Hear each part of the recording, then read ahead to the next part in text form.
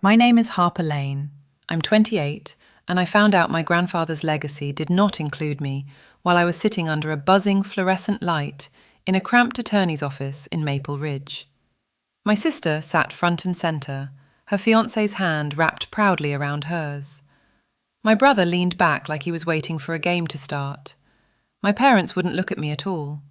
When the attorney read the words, "The cabin will be sold and the proceeds divided," my ears rang so loud I almost missed the part where my name wasn't anywhere that mattered.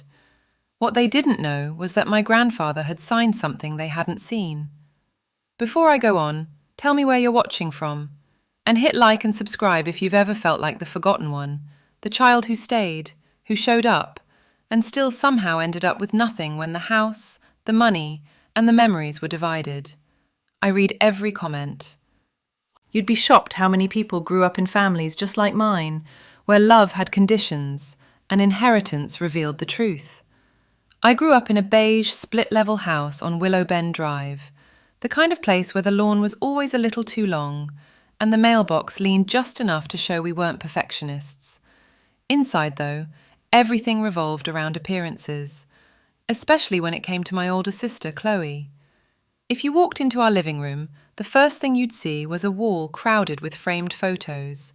Chloe at soccer tournaments, Chloe at prom. Chloe held her college acceptance letter like she'd discovered fire. And me, somewhere in the background, usually blurry, usually cropped. I don't think my parents ever meant to make the difference so visible, but favoritism doesn't always show up as a speech or a decision. Sometimes it's Christmas morning. I must have been 12 the year it finally clicked. The living room smelled like cinnamon rolls. The TV hummed softly behind the glow of the tree, and wrapping paper littered the carpet. Chloe tore open a box and gasped as she lifted out a brand new smartphone, the kind all the girls at her high school wanted. My mother clapped like she'd been the one who earned it. I opened my last box and found a navy winter coat, practical and thick, with a price tag my father tore off too quickly. "Harper, honey, it'll last you years," Mum said, smiling like she'd just given me the opportunity. I told myself it didn't matter. It always matters. A few months later, I scored a goal in the district soccer semi-final. It should have been a big deal, but I remember scanning the bleachers and seeing my parents arrive halfway through the second half. My dad still in his HVAC uniform, my mum whispering apologies to one of the PTA moms. When the game ended, they took a picture of Chloe and her friends on the field. She wasn't even playing. She was just there to support. Nobody thought to take a picture of me. "That was amazing, sweetie," Mum told Chloe as we walked back to the car. "I didn't do anything," Chloe laughed. "You being there means everything," Mum said. I walked behind them, grass stuck in my cleats, pretending it didn't sting. But the place I never had to pretend was the cabin. The first summer, Grandpa Walter took me there alone. I was 13. He picked me up before sunrise in his old blue truck, handed me a thermos of cocoa and said, "Maple Lake doesn't wait for anyone, Harp."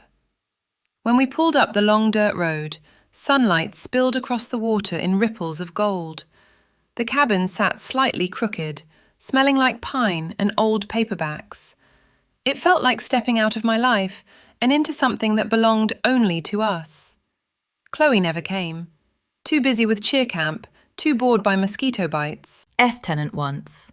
Lasted an hour, then asked for Wi-Fi. But I loved every second of it. Cleaning the dock with a broom twice my size, stacking wood with Grandpa, sitting on overturned buckets while we fixed the screen door that never stayed shut. At night, we played checkers under the soft hum of a single lamp, and he'd tell stories from his childhood. One evening, he tapped a finger against the wood-panelled wall and said, "Your grandmother and I built this place before your dad was even born. Every nail has a memory." Then he looked at me, really looked, and added, "You've got that same stubborn heart, Harper. This place fits you." I didn't know it then, but that moment was the first time he chose me in a way no one else ever had. Years passed, and the pattern in my family grew clearer. Praise came easily to Chloe. Expectations rested heavily on me.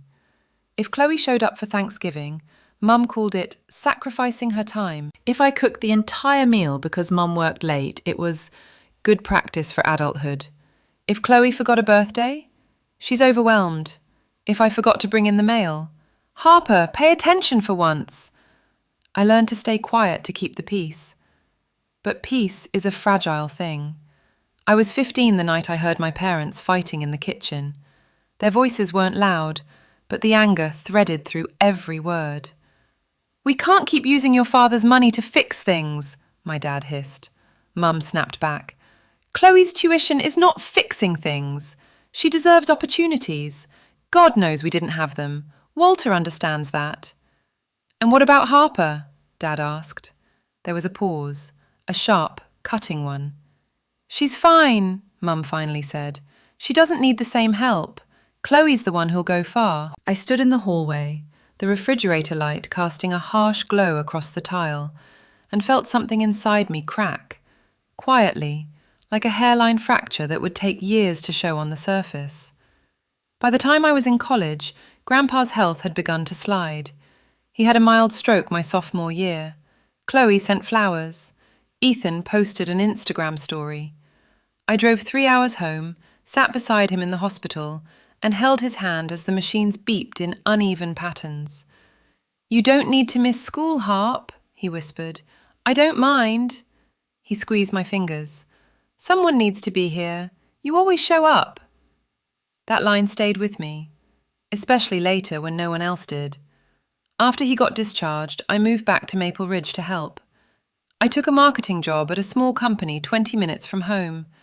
Chloe moved to the city with her fiancé. Ethan got a sales job and partied on weekends. My parents praised them both constantly, calling them independent, ambitious, driven. I was just around. But being around meant something to Grandpa.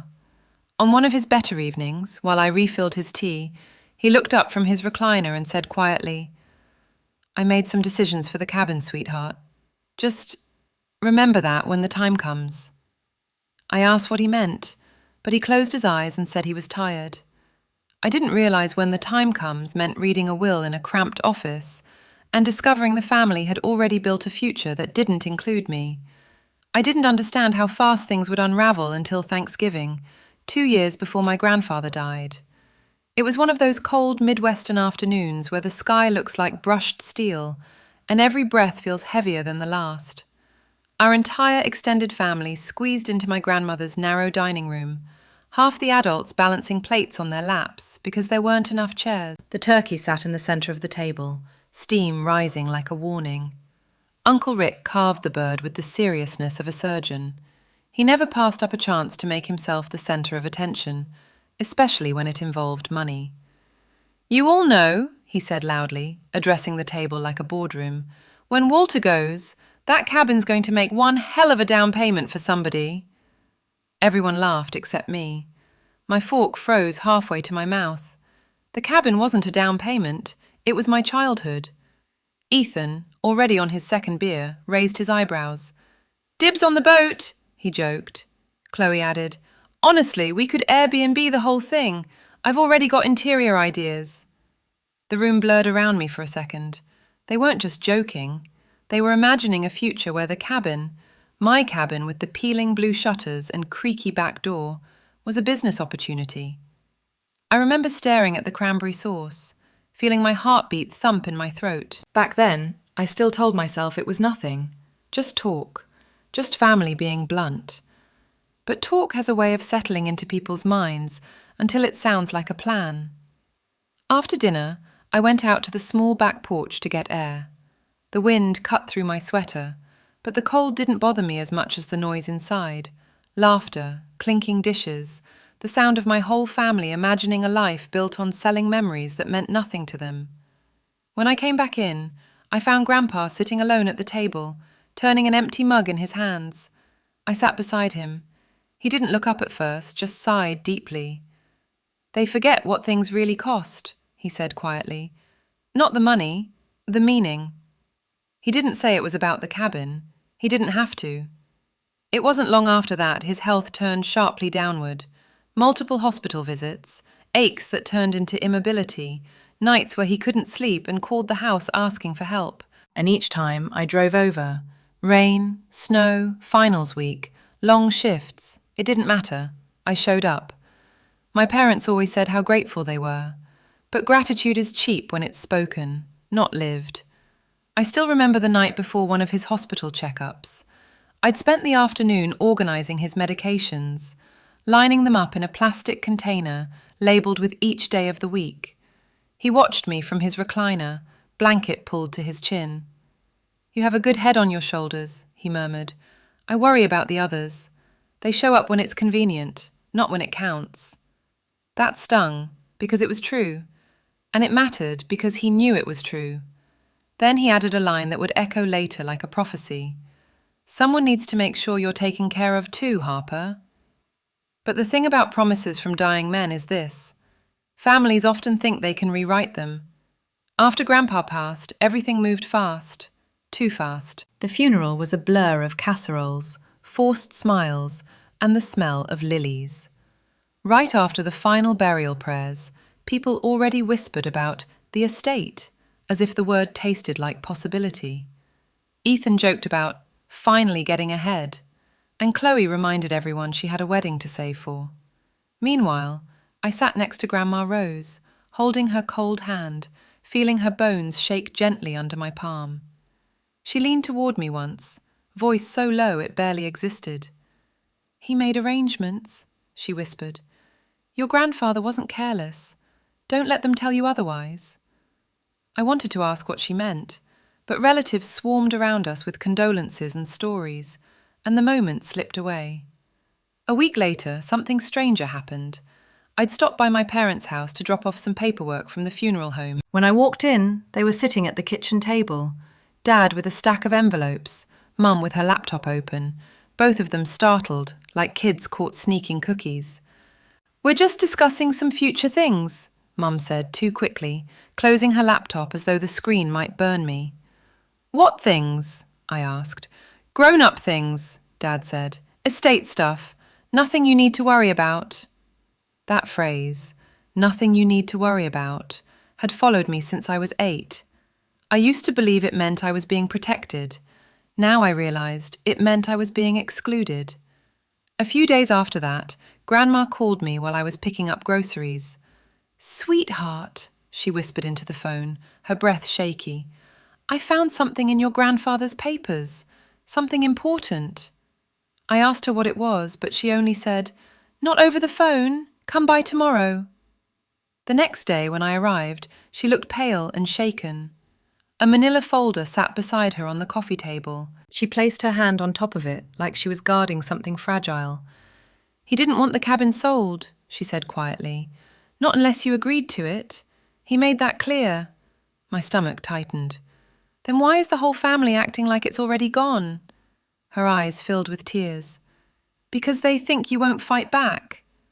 I didn't open the folder. I don't know why. Maybe I was scared of what it meant, or what it confirmed. When I left her house that evening, the sun had dipped below the trees, and the air felt thick with something I couldn't name. I didn't know it yet, but everything from that day forward, every conversation my parents hid, every joke my siblings made, every decision that excluded me, was building toward the moment in that attorney's office where I realized they'd spent months planning a future I was never meant to be a part of. I didn't notice the shift right away. It came slowly, the way a storm rolls in over Maple Lake.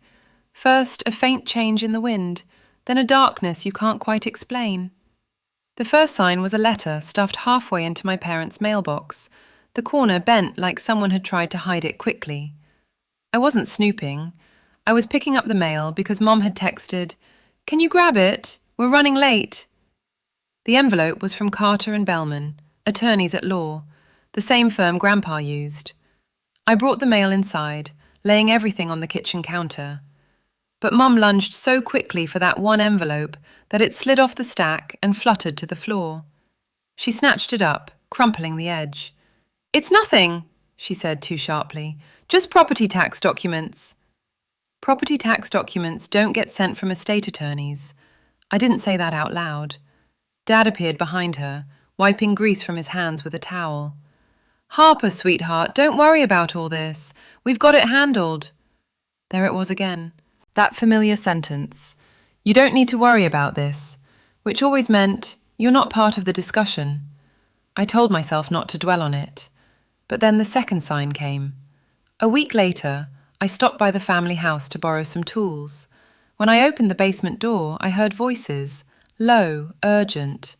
Mom, Dad, and Chloe stood around the old card table, papers spread out like a battlefield map. Chloe was the first to notice me. She stiffened, then plastered on a smile that didn't reach her eyes. "We're just organising things for the future," she said. "What things?" I asked. The way they looked at each other before answering made my stomach dip. "Maintenance costs," Dad replied. "Repairs. You know the cabin roof needs work, right? We're just being proactive." Mum quickly stacked the papers, but I caught a glimpse, a spreadsheet labelled Projected Sale Value, a column titled Sibling Distribution, and under that 3 names, Mum, Dad, Chloe. No, Harper, not even in the notes. My throat tightened. "Why isn't my name—" Mum cut me off. "Don't start, Harper. You're being dramatic." Chloe smirked, arms crossed. "You didn't even like the cabin that much. You barely visited unless Grandpa dragged you there." That wasn't true, and she knew it. "You don't get to rewrite history," I snapped. Chloe shrugged. "Relax. Nothing's decided yet." But it already had been. I could feel it. Decisions were happening in rooms I wasn't invited into. The third sign came from Ethan. We were sitting in the local diner, the one with sticky menus and the smell of burnt coffee that seeps into your clothes. I'd invited him to catch up, hoping at least one of my siblings still lived on the same plane of reality as I did. He showed up late, sliding into the booth with a lazy grin. "Sorry, long night." I stirred my iced tea, trying to find the right words. "Has Mum said anything to you about the cabin?" He froze mid-reach for a sugar packet. "Why?" "I feel like something's off," I said quietly. "They're planning things without me." Ethan leaned back, scratching his jaw. "Look, Harp, you know how it is. Chloe's the one Mom listens to. And Dad, well, Dad thinks you're too sentimental." "Sentimental?" I repeated. "Because I cared about Grandpa?" He didn't answer, just gave a half shrug like the conversation bored him. Then came the line that sliced deeper than he understood. "Honestly, Harper, what did you expect? You barely contribute anything. Chloe's the one with a real career. I mean, you think you deserve the same as her? For what?"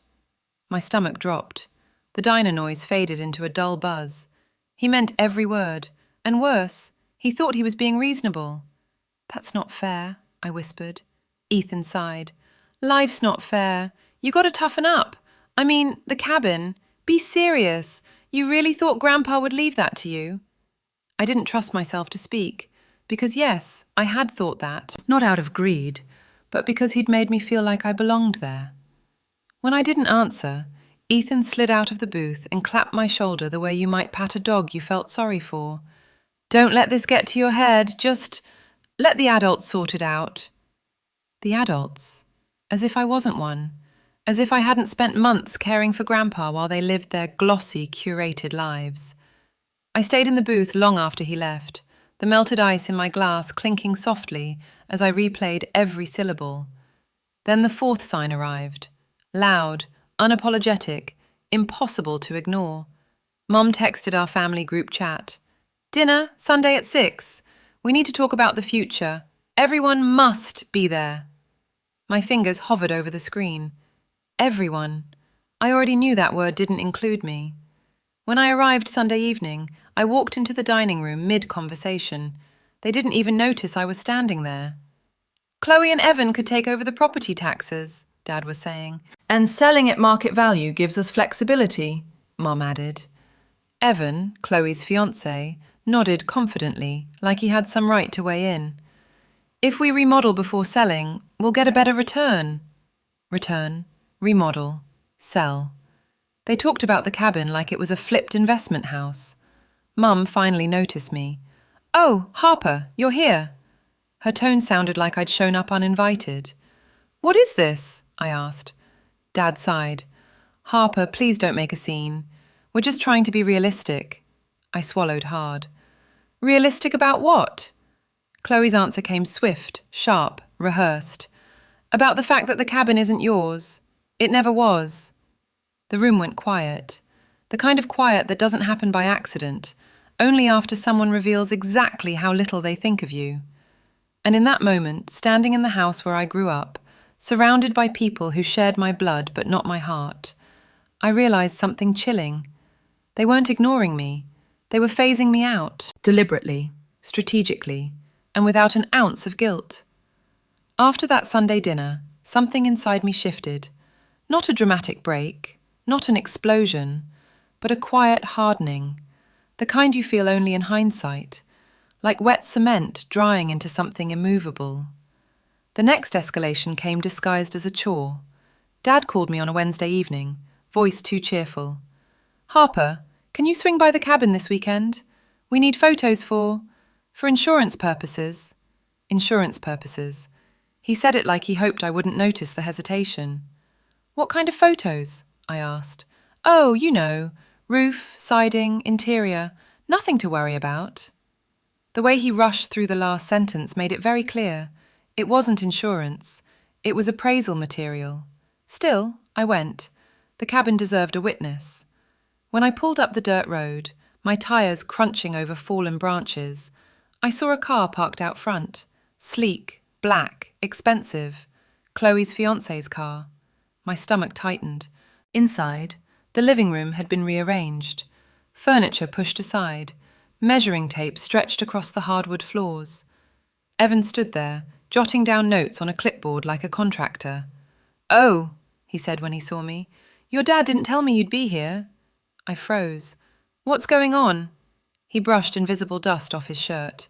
"Just pre-renovation planning." "Renovation for what? Grandpa didn't want this place changed." Evan offered me a sympathetic smile, the kind people use when they think you're naive. "Harper, it's just wood and nails. Your family needs the money." "My family?" I repeated. "Or Chloe?" His jaw flexed. "Does it matter?" It did, more than he realized. Before I could respond, Chloe walked in from the hallway, holding a stack of old photos she'd pulled from the bedroom closet. "Oh, good, you're here," she said, as if she'd invited me. "We need to decide what to keep and what to toss. Most of this stuff is junk." She held up a framed picture of Grandpa and me, sitting on the dock, my head on his shoulder, a photo I'd always loved. "That's not junk," I said tightly. Chloe shrugged, dropping it into a cardboard box labelled "Donate." I lunged forward, pulling it out before it hit bottom. "Stop treating everything like it's disposable." She crossed her arms. "Stop being so sentimental. It's exhausting, Harper." Evan placed a hand on her back. "Babe, let's just stay focused." The word babe hit me harder than it should have. Not because of him, because of what it meant. They were acting like a couple who already owned the property. I left before I said something I couldn't take back. But I didn't leave empty-handed. I took Grandpa's photo. And I took a hollow, rising dread with me. The next hit came at my workplace, of all places. I was in the middle of prepping a campaign brief when my phone buzzed. A voicemail. From a blocked number. "Miss Lane," a woman's voice said, crisp and professional. "This is Karen Taylor from Carter and Bellman. I'd like to discuss a few items regarding the Walter Hayes estate. Please return my call." I stared at my phone until the screen dimmed. They were contacting me directly now. When I called back, she put me on hold, then came back with a tone that made my palms sweat.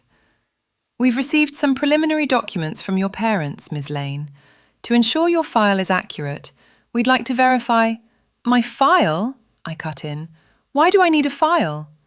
"Because," she said carefully, "your parents are moving forward with probate proceedings." Probate. Not early discussions. Not conversations. Not family planning.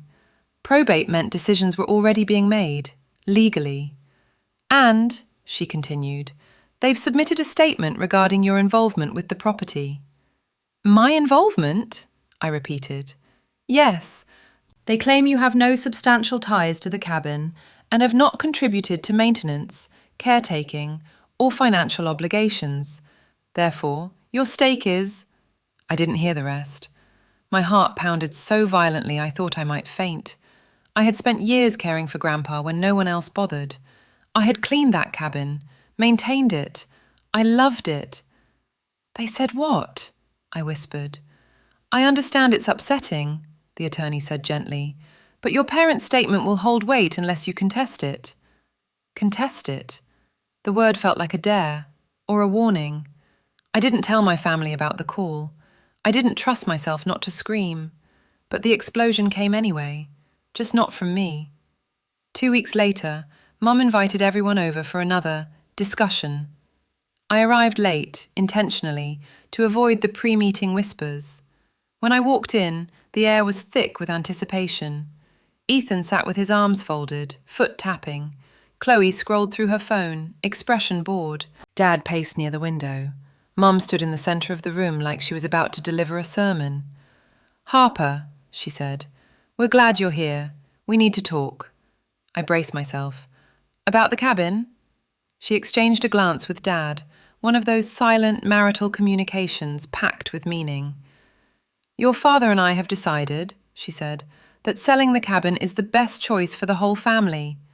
For the whole family? I repeated. Or for Chloe? Chloe scoffed. God, here we go. Mum held up a hand. This isn't personal. It feels pretty personal, I shot back.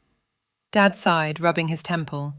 Harper, sweetheart, the truth is, you're not in a position that requires inheritance support the way your siblings are. I blinked. What? Chloe is getting married. Ethan is saving for a house. They need the money more. And I don't? My voice cracked. Mum softened her tone the way someone does when they think they're being reasonable. You're stable. You have a job. You don't have as many financial pressures. I laughed, a single sharp, humourless sound. So, because I worked hard, showed up, didn't ask for anything, I get nothing. Silence. Chloe looked at me with open annoyance. You sound unhinged. Ethan added, Seriously, Harper, grow up. And then Dad said the words I will never forget. You were never really part of the cabin the way the rest of us were. The room tilted. All the years of caregiving, the nights at the hospital, the summers at the lake, erased with one sentence. I felt something inside me go still. Not broken, solidified. Mum touched my arm. Honey, don't make this harder. I pulled my arm away. No, I whispered. You already made it harder. You just didn't think I'd notice. Their faces shifted. Annoyance, guilt, defensiveness. But not 1 ounce of regret. And in that suspended, suffocating silence, I realized something monumental.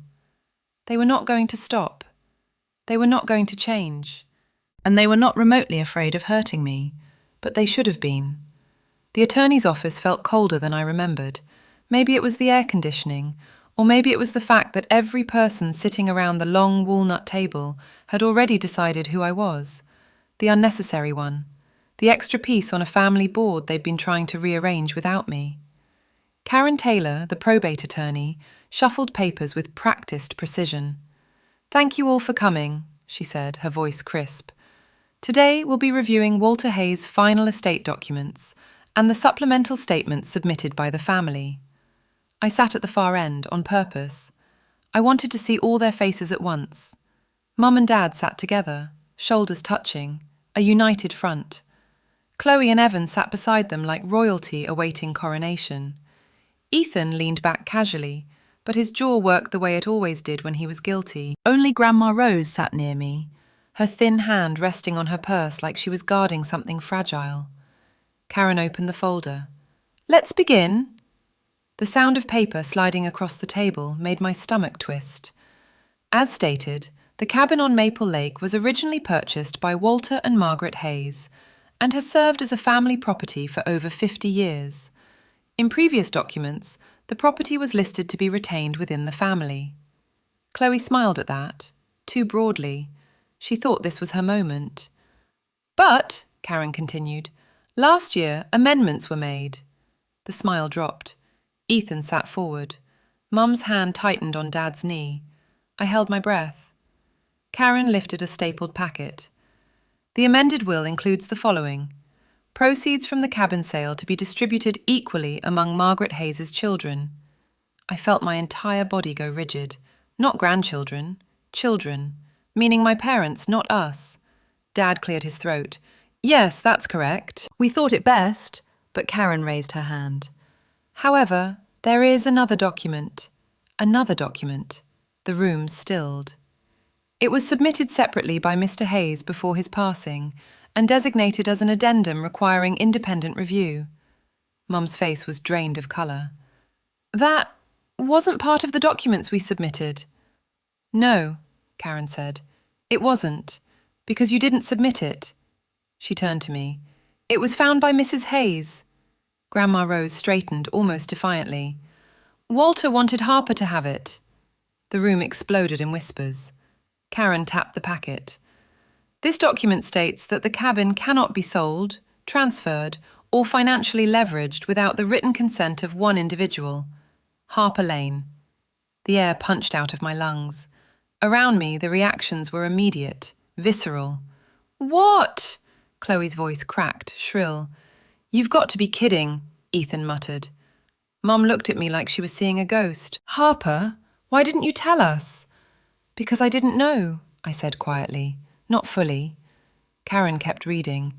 Additionally, Mr. Hayes wrote that Harper was his primary caregiver during the final years of his life, and he wished to ensure she would not be displaced or marginalised in decisions regarding the property. Marginalised? He had used that word. He had seen everything. Dad slammed his palm onto the table. This is ridiculous. That cabin is worth real money. She can't hold us hostage like this. Karen didn't flinch. Legally, she can. This clause overrides your probate arrangements. Evan leaned forward, eyes sharp. Harper, come on, be reasonable. I stared at him. Reasonable for whom? Chloe shot up from her seat. You don't deserve that cabin. You didn't even want responsibility growing up. You were always the emotional one, the weak link. No, I said, standing too. I was the one who showed up. That's different. Mum whispered, Sweetheart, please. Stop calling me that, I said. My voice didn't shake. Not anymore. You made decisions without me. You rewrote my past. You lied to attorneys. You convinced yourselves I didn't matter. Silence. Then I looked at Karen. Is there more? She nodded and lifted one final page. There is a recorded statement from Mr. Hayes. Dad scoffed loudly. This is absurd. But Grandma Rose cut him off sharply. Let them hear it. Karen pressed play on a small recorder. Grandpa's voice filled the room, raspy, tired, but steady. If you're hearing this, I want it known that Harper is the only one who stayed. She cared for me when no one else did. This cabin holds her memories more than anyone else's. Don't let them take it from her. Don't let them erase her. The recording clicked off. The room was silent in a way I'd never heard before. Cold, exposed, irreversible. Karen folded her hands. Per the addendum, Harper holds controlling authority over any decision regarding the cabin. Nothing can proceed without her signature. All eyes turned to me. Mum's voice trembled. Please, Harper, don't do this to us. But something old and soft inside me had finally burned away. All that remained was clarity. I'm not doing anything to you, I said. I'm just not letting you do it to me anymore. And for the first time in my life, they understood I wasn't asking for permission. When I stepped out of the attorney's office, the late afternoon sun hit me like a spotlight. The parking lot shimmered with heat, but inside me, everything felt cold, sharpened, newly defined. For the first time in my life, I wasn't the daughter trying to keep the peace, or the sister trying to earn a place.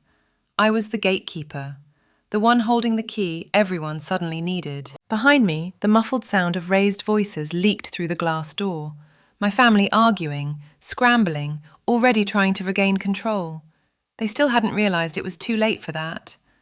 I walked to my car slowly, letting the shock settle, letting the weight of what I now held sink in.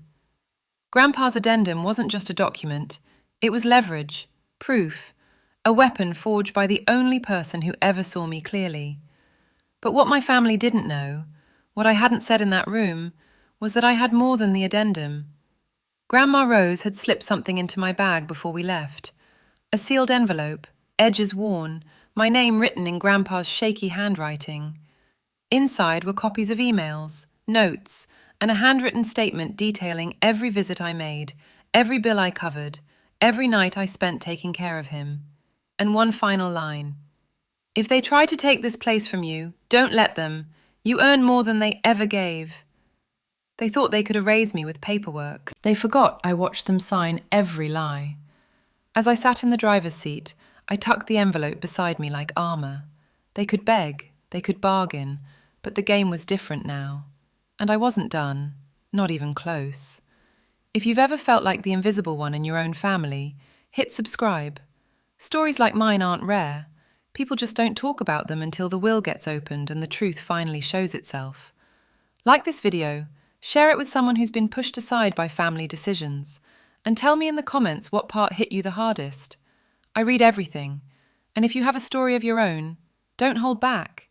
Yours might be the next one I tell.